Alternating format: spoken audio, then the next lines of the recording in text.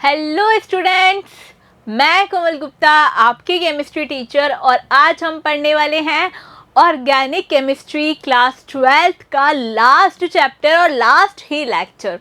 मतलब आज बायोमोलिक्यूल की भाई लास्ट क्लास है और आज हम क्या पढ़ने वाले हैं, न्यूक्लिक एसिड और हमारे हार्मोन्स के बारे में। भाई न्यूक्लिक एसिड्स क्या होते हैं? ऐसी चीज़ें जैसे हमारे डीएनए और आरएनए जिनसे हमें क्या पता चलता है कि हम किसके क्या हैं, हेरिडिटी है। ये सारी बातें किस में प्रेजेंट होती है? हमारे न्यूक्लिक एसिड के अंदर। अब ये सब बातें भाई किस में क्या होता है, किससे क्या फ़र्क पड़ता है, किसके यूज़ क्या है, किसके साइड साइड्स क्या है, ये सब चीज़ें तो हम बायोलॉजी में बात करने वाले हैं। लेकिन केमिस्ट्री में हम बात करेंगे इनके कंपोजिशंस की, ये किससे मिलके बनते हैं। तो शुरू करते हैं सबसे पहले हमारे न्यूक्लिक एसिड्स के साथ। भाई न्यूक्लिक एसिड्स किस में प्रेजेंट होता है? हमारे न्यूक्लियस की सेल में प्रेजेंट होता है and these are responsible for the heredity. ये हमारे उन कैरेक्टर के लिए रिस्पॉन्सिबल होता है जो हमारी हेरिडिटी के पास है। मतलब जैसे हमें कोई बोलता है यार तुम अपनी मम्मी जैसी दिखती हो, तुम्हारे बाल तुम्हारे पापा की जैसी है, तुम्हारी आईज तुम्हारी बुआ की जैसी है, तो ये सब कैरेक्टर्स हैं भाई, हेरिडिक कैरेक्टर्स जो हमारे कहाँ से आते हैं, हमसे पहले वाली जनरेशन से हमें मिलते हैं। अगली बात करते हैं, ये होते हैं भाई टू टाइप्स के, DNA and RNA. Nucleic acids कैसे बनते हैं? These are the long chain of nucleotides. ये क्या होती है? लंबी चेन होती है किसकी? न्यूक्लियोटाइड्स की। तो इन्हें क्या बोलते हैं? क्योंकि बहुत सारे न्यूक्लियोटाइड्स आपस में जुड़े हुए होते हैं, इसलिए हम इन्हें क्या भी बोलते हैं? पॉलीन्यूक्लियोटाइड्स। बात आई समझ में? ये हुई भाई बेसिक सी बात। लेकिन अब हमें ये जानना है कि न्यूक्लियोटाइड्स कौन सी टर्म है। इसकी बात हम करते हैं अब हमारे केमिकल कंपोजिशंस के साथ। केमिकल कंपोजिशंस मतलब डीएनए और आरएनए किन किन केमिकल से मिलके बना हुआ है। भाई यहाँ पे ये बने हुए होते हैं शुगर बेस और साथ में फॉस्फोरिक एसिड। इन तीनों के कॉम्बिनेशन से बनता है हमारा डीएनए और हमारा आरएनए। डीएनए क्या होता है? Deoxyribose nucleic acid. अब देखो इसको क्या बोलते हैं? बीटा डी 2 डीऑक्सीराइबोस शुगर या न्यूक्लिक एसिड। अब देखो न्यूक्लिक एसिड में जो हमारे पास 4 बेस प्रेजेंट होते हैं, ये कौन से होते हैं डीएनए के अंदर? Adenine, guanine, cytosine and thiamine. Adenine, guanine, cytosine and thiamine. Adenine, guanine, cytosine and thiamine. 4 bar repeat कर लो भाई, याद हो जाएंगे और याद करनी ज़रूरी है। डीएनए में प्रेजेंट होते हैं एजीसीटी, एबीसीडी की जगह एजीसीटी। ठीक है। अब भाई ये हमारा स्ट्रक्चर है किसका है? डीएनए का। यहाँ पे 2 पोजीशन पे क्या है? डीऑक्सी, मतलब ऑक्सीजन को क्या कर दिया? रिमूव कर दिया। राइबोस शुगर है, यहाँ से ऑक्सीजन को रिमूव कर दिया और हमारा क्या बन गया भाई? डीएनए का स्ट्रक्चर बन गया। यहाँ 4 बेस प्रेजेंट होते हैं एजीसीटी। ठीक है। अब भाई इसका स्ट्रक्चर होता है ये हमारा आरएनए वाला। ये किसका है? आरएनए का। यहाँ मैंने बोला 2D, वहाँ लिख रहा था 2डीऑक्सी, मतलब 2 पोजीशन पे से हमने क्या हटाया था? ऑक्सीजन। लेकिन भाई राइबोस न्यूक्लिक एसिड मतलब हमारे आरएनए में यहाँ ऑक्सीजन प्रेजेंट होता है, यहाँ OH ग्रुप होता है, जबकि वहाँ होता है हाइड्रोजन। और ये ही इन दोनों की क्या है? इस स्ट्रक्चर में डिफरेंस है। और एक और डिफरेंस क्या है? देखो वहाँ हमारे पास 4 जो बेस प्रेजेंट थे वो कौन से थे? एजीसीटी। जबकि यहाँ हमारे पास कौन कौन से बेसिस प्रेजेंट है? एजीसीयू। कौन कौन से हैं भाई? Adenine, guanine, cytosine and uracil. ये जो थायमिन की जगह हमारे पास कौन सा बेस रिप्लेस हुआ है? यूरेसिल। तो राइबोस में कौन से होते हैं? एजीसीयू और डीएनए में AGCT. Adenine, guanine, cytosine and thymine. Second position पे से क्या हट जाती है? ऑक्सीजन, इसलिए डीऑक्सीराइबोस न्यूक्लिक एसिड।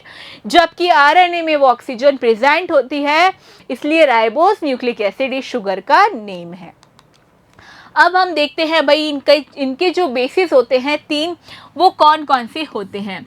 इन्हें बोलते हैं हम पायरामिडिन्स और प्यूरिन। इनसे मिलके बनते हैं हमारे डीएनए या हमारा आरएनए। भाई हमारे पास 3 बेस कौन से हैं, साइटोसिन, थायमीन और यूरेसिन। ये तीनों क्या है, हमारे बेस है, पायरामिडिन्स है। CTU, CPU होता है वैसे CTU, ये तीनों क्या है, पायरामिडिन। अब कौन कौन सा बचा, जी एडेनिन, साइटोसिन, मतलब AB बचा। जो हमारे AG है वो AG क्या है भाई, AG हमारे प्यूरिन है। और हमारे पायरामिडिन्स क्या है, CTU। कौन से है, CTU। इनकी स्ट्रक्चर कोई ज़रूरी नहीं है, एग्जाम में आज तक तो एग्जामिनर ने पूछी नहीं कि इनका स्ट्रक्चर बना के दो। बस हमें क्या पता होना चाहिए, पैरामिडिन्स कौन कौन से हैं और हमारे प्यूरिन्स कौन कौन से हैं। कौन कौन से बेस हैं, प्यूरिन A और G। ठीक है, इनके भी स्ट्रक्चर कोई नहीं पूछ रहा तुमसे, एडेनिन की स्ट्रक्चर क्या होती है, ग्वानिन की क्या होती है। अब ये हुई हमारे पास प्यूरिन और पैरामिडिन की बात। अगली बात हम करते हैं न्यूक्लियोसाइड। न्यूक्लियोटाइड हमने सुना था, अब न्यूक्लियोसाइड क्या है, पढ़ा तो हमने न्यूक्लियोटाइड भी नहीं है, अब पढ़ेंगे। भाई शुगर और इसके साथ बेस कोई भी मिलता है, किसका फॉर्मेशन करते हैं, न्यूक्लियोसाइड का। शुगर और बेस, जैसे ये हमारी कोई राइबोस शुगर है, उसके साथ में हमने कोई भी बेस लगा दिया। अब वो बेस हमारे पास कोई भी प्यूरिन, पायरामिडिन या कोई भी एक बेस हो सकता है, इन दोनों के कॉम्बिनेशन से बन गया हमारे पास न्यूक्लियोसाइड।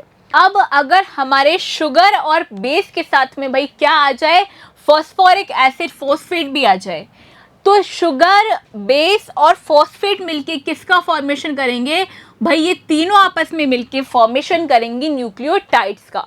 अभी हमारे पास क्या था भाई, न्यूक्लियोसाइड, अब ये हुआ न्यूक्लियोटाइड्स। और इन न्यूक्लियोटाइड्स की लॉन्ग पॉलीमर को क्या बोलते हैं हम, इन्हीं को बोलते हैं न्यूक्लिक एसिड्स। जैसे ये राइबोस शुगर है मेरे पास, बिल्कुल, अब इस राइबोस शुगर में यहाँ पे बेस जुड़ गया और यहाँ जुड़ गया phosphate group.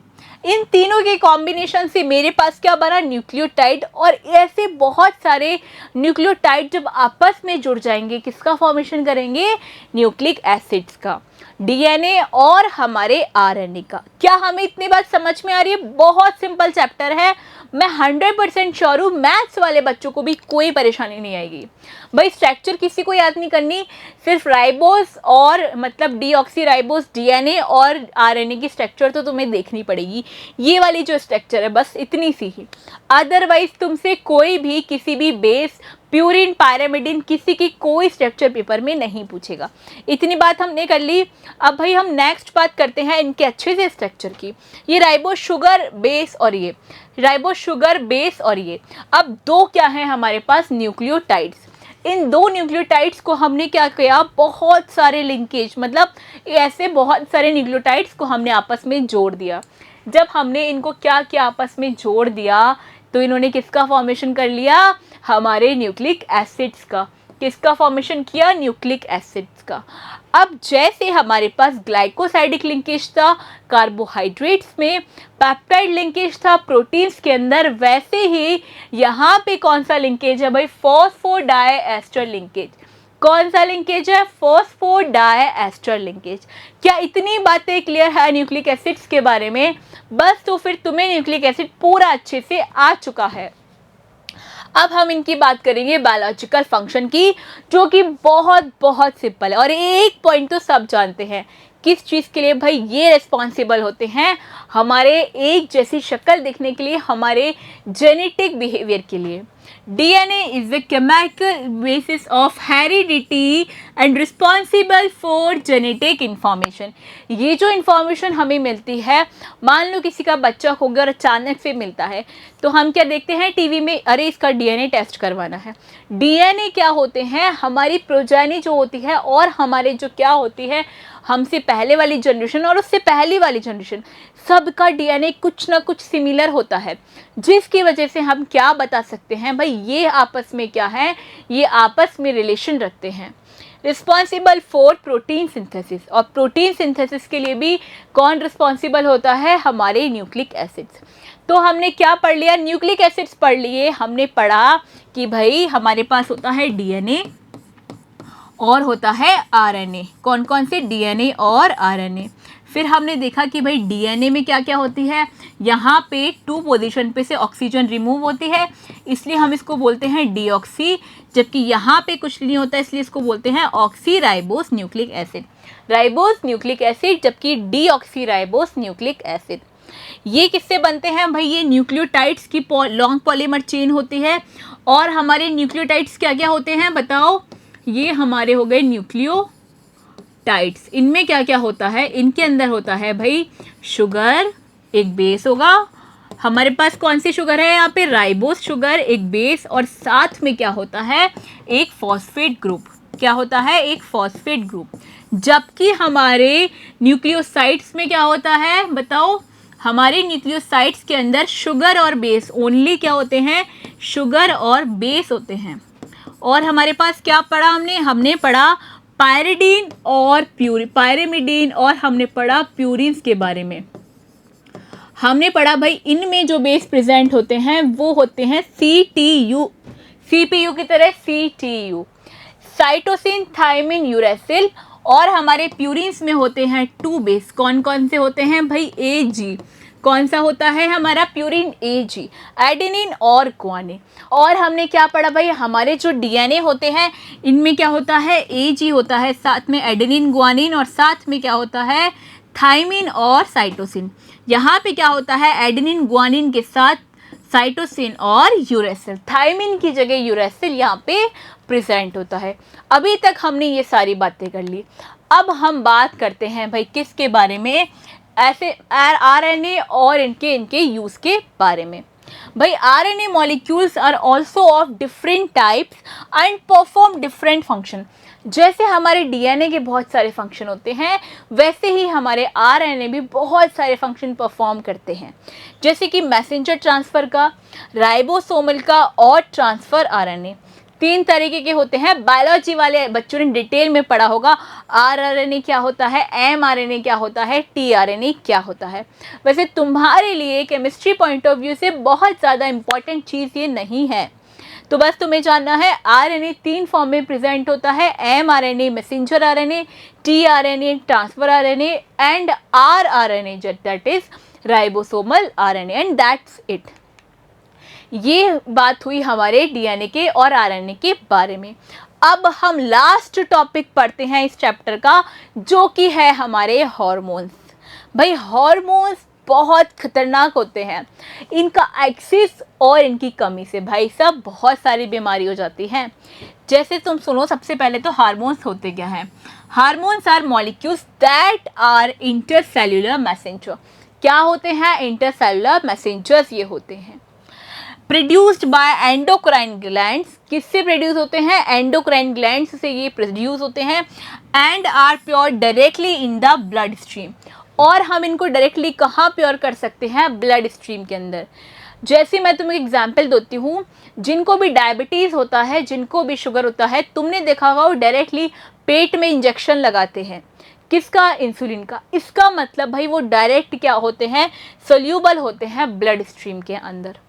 Helps in maintaining the balance of biological activities in the body. किस में हेल्प करते हैं? हम जो भी बायोलॉजिकल एक्टिविटी करते हैं उसमें भाई हमारे हार्मोन्स बहुत मेजर रोल प्ले करते हैं। और हमारे पास बहुत सारे हार्मोन्स हैं, लेकिन हम सिर्फ उन्हीं हार्मोन्स की बात करेंगे जिनके बारे में थोड़ा सा एनसीईआरटी में क्या कर दिया है? मेंशन कर दिया है, क्योंकि भाई ये केमिस्ट्री है, बायोलॉजी की क्लास तो है नहीं। तो भाई सबसे पहले जो यहाँ पे मेंशन किए हैं, हमारे पास सेक्स हार्मोन्स मेंशन किए हैं, जो कि भाई कौन से हैं? एंड्रोजेंस। और ये कौन से ऑर्गन से सीक्रेट होते हैं? ये होते हैं टेस्टिस से सीक्रेट। उसके बाद इनका फंक्शन क्या होता है? Control the development and normal function of male sex organ. भाई ये मेल के अंदर प्रेजेंट होते हैं, इसलिए उनके किसको मेंटेन करते हैं? ये मेल सेक्स ऑर्गन के सारे फंक्शंस को ये हार्मोन्स क्या करते हैं भाई? मेंटेन रखते हैं। नेक्स्ट हमारे पास जो है भाई वो है ईस्ट्रोजन। ईस्ट्रोजन कहाँ होता है? फीमेल्स के अंदर। ये ओवरीज में कहाँ होता है? सीक्रेट होता है। इनका फंक्शन क्या होता है? Control and development and functioning of female sex organ. जितने भी फीमेल सेक्स ऑर्गन होते हैं उनको क्या करते हैं? ये कंट्रोल करते हैं। नेक्स्ट हमारे पास है भाई एस्ट्रोजेंस। ये क्या सीक्रेट, ये कहाँ से होते हैं भाई, कॉर्पस ल्यूटेम से। कहाँ से, कॉर्पस ल्यूटेम से। इनका फंक्शन क्या होता है, control the development and maintenance of pregnancy. किसको डेवलप करते हैं ये, किस में मेंटेन रखते हैं ये, प्रेगनेंसी में जो भी बेबी का फॉर्मेशन होता है उसके अंदर भाई ये मेजर रोल प्रेजेंट करते हैं। नेक्स्ट हमारे पास जो है भाई वो है एड्रीनल कॉर्टिकॉइड्स। एड्रीनल कॉर्टिकॉइड्स ये एक पेप्टाइड हार्मोन है और ये कहाँ से सीक्रेट होता है, एड्रीनल कॉर्टेक्स से। कहाँ से होता है, एड्रीनल कॉर्टेक्स से। और इसका फंक्शन क्या होता है, control the balance of water and minerals in the body. हमारी बॉडी के अंदर जितने भी क्या होते हैं भाई, वाटर और मिनरल्स, उनको मेंटेन रखने का काम करता है ये hormone. Regulate the metabolism of fats, और फैट के मेटाबॉलिज्म को भी रेगुलेट करता है। जैसे अगर हम खाना नहीं खाते 2-3 दिन तो ऐसा तो नहीं है भाई मर जाते हैं, जो भी फैट हमारी बॉडी में स्टोर होता है वो यूटिलाइज होना शुरू हो जाता है, और अगर हम फैटी चीज़ खाते हैं तो वो स्टोर होना शुरू हो जाती है। तो भाई इस मेटाबॉलिज्म को कंट्रोल करता है एड्रीनल कॉर्टिकॉइड्स। तो ये सारी बात हुई हमारे न्यूक्लिक एसिड और हमारे हार्मोन्स के बारे में। और भाई यहाँ हमारा बायोमोलिक्यूल्स चैप्टर होता है ख़त्म। कोई भी डाउट्स हो तो पूछेगा, और आपको क्या करना है, अच्छे से चैप्टर पढ़ना है, सारे लेक्चर्स इसके लेने हैं क्योंकि ये चैप्टर इम्पॉर्टेंट है। अब आप देखो एनसीईआरटी में से 3 चैप्टर कम कर दिए हैं, तो भाई यहाँ पे जब चैप्टर कम कर दिए हैं तो अब पेपर में आएगा क्या, जो बचे हैं वही तो इम्पॉर्टेंट हैं। तो अब आपको ये अच्छे से पढ़ने हैं। तो क्या काम है भाई, अच्छे से सारे ऑर्गेनिक केमिस्ट्री के क्वेश्चंस करने हैं और आपको पढ़ना है। तो भाई पढ़ते रहिए, हंसते रहिए, मिलते हैं अगली क्लास में, तब तक के लिए थैंक यू।